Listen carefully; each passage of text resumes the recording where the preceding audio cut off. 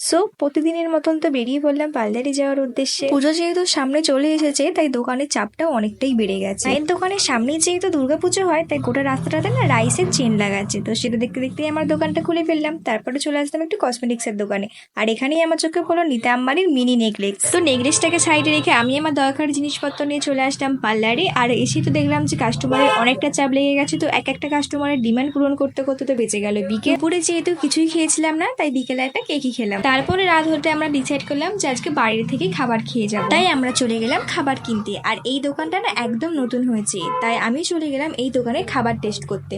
তো ওখান থেকে আমরা দুজনে খাবার নিয়ে চলে আসলাম পার্লারে। আর মা যেহেতু বিরিয়ানি খায় না তাই মায়ের জন্য একটা ফ্রাইড রাইস আর চিলি চিকেন নিয়েছিলাম। এটা আমার ফুড ব্লগার চ্যানেল নয়, কিন্তু তাও আমি বলবো যে খাবারের কোয়ালিটি কিন্তু খুবই খারাপ। তো আর কি করা যাবে, সব দোকানে একটু করে ট্রাই করা দরকার। তো ছাড়ো, আজকে দিনটা তো আমাদের এইভাবেই কাটলো। দেখা হবে তোমাদের সাথে পরের ভিডিওতে।